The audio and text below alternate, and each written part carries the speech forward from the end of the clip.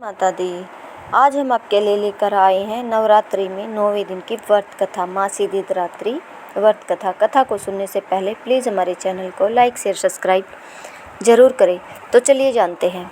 माँ दुर्गा जी की नवी शक्ति का नाम सिद्धिदात्री है। ये सभी प्रकार की सिद्धियों को देने वाली है। नव दुर्गाओं में माँ सिद्धिदात्री अंतिम है। इनकी उपासना पूर्ण कर लेने के बाद भक्तों की सभी प्रकार की कामनाओं की पूर्ति हो जाती है। माता के लिए बनाए नैवेद्य की थाली माँ को भोग समर्पण करके निम्न प्रार्थना करें। तत्पश्चात दुर्गा चालीसा, विंध्येश्वरी स्तोत्र का पाठ करके श्री दुर्गा जी की आरती करके नवरात्रों के 9 दिन की पूजा समाप्त हो जाती है। व्रत रखने वाले नर नारी इस प्रकार से पूजा कर चुकने पर भोजन करके सामान्य व्यवहार प्रारंभ कर ले। भागवत पुराण में नवमी तिथि का विशेष महत्व है, क्योंकि इस दिन कन्या पूजन के साथ माँ सिद्धिदात्री की पूजा अर्चना की जाती है। मान्यता है माँ सिद्धिदात्री की आराधना करने से सिद्धियों की प्राप्ति होती है। साथ ही अगर माता के स्वरूप की बात करें तो इनकी दाहिनी तरफ के नीचे वाले हाथ में कमल पुष्प और ऊपर वाले में शंख है। वहीं बाई तरफ के निचले वाले हाथ में गदा और ऊपर वाले हाथ में चक्र है। आइए जानते हैं माँ सिद्धिदात्री की व्रत कथा। देवी पुराण में ऐसा उल्लेख मिलता है कि भगवान शंकर ने भी इन्हीं की कृपा से सिद्धियों को प्राप्त किया था। ये कमल पर आसीन है और केवल मानव ही नहीं बल्कि सिद्ध, गंधर्व, यक्ष, देवता और असुर सभी इनकी आराधना करते हैं। संसार में सभी वस्तुओं को सहज और सुलभता से प्राप्त करने के लिए नवरात्र के 9वें दिन इनकी पूजा की जाती है। भगवान शिव ने भी सिद्धिदात्री देवी की कृपा से तमाम सिद्धियां प्राप्त की थी। इस देवी की कृपा से ही शिव जी का आधा शरीर देवी का हुआ था। इसी कारण शिव अर्धनारीश्वर नाम से प्रसिद्ध है। इस देवी का पूजन, ध्यान, स्मरण हमें इस संसार की असारता का बोध कराते हैं और अमृत पद की ओर ले जाते हैं। पौराणिक कथाओं के अनुसार एक दिन भगवान शिव माता सिद्धिदात्री की घोर तपस्या कर रहे थे।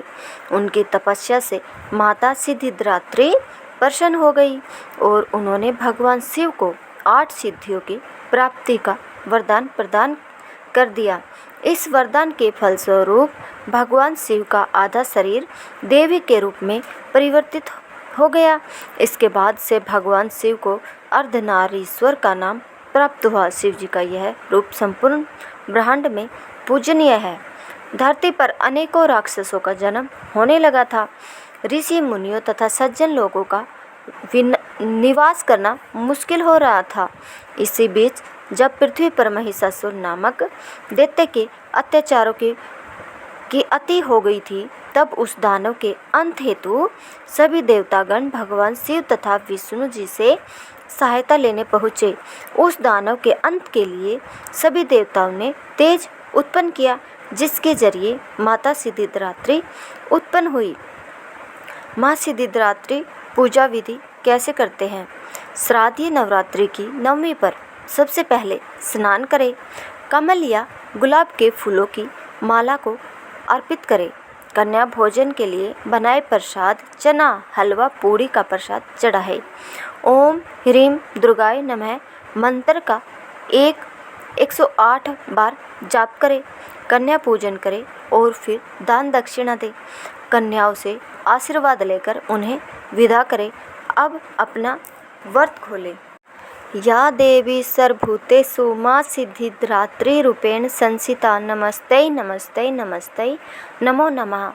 अर्थात हे माँ सर्वत्र विराजमान और माँ सिद्धिदात्री के रूप में प्रसिद्ध अम्बे, आपको मेरा बार बार प्रणाम है, या मैं आपको बारंबार प्रणाम करती हूँ। हे माँ, मुझे अपनी कृपा का पात्र बनाओ। माँ दुर्गा जी की 9वीं शक्ति का नाम सिद्धिदात्री है। ये सभी प्रकार की सिद्धियों को देने वाली है। नवरात्रि पूजन के 9वें दिन इनकी उपासना की जाती है। इस दिन शास्त्रीय विधि विधान और पूर्ण निष्ठा के साथ साधना करने वाले साधक को सभी सिद्धियों की प्राप्ति हो जाती है। सृष्टि में कुछ भी उसके लिए अगम्य नहीं रह जाता। ब्रह्मांड पर पूर्ण विजय प्राप्त करने की सामर्थ्य उसमें आ जाती है। मार्कंडेय पुराण के अनुसार अणिमा, महिमा, गरिमा, लघिमा, प्राप्ति, प्राकाम्य, ईशितव और विशितव ये 8 सिद्धियां होती है। श्री कृष्ण जन्म खंड में यह संख्या 18 बताई गई है।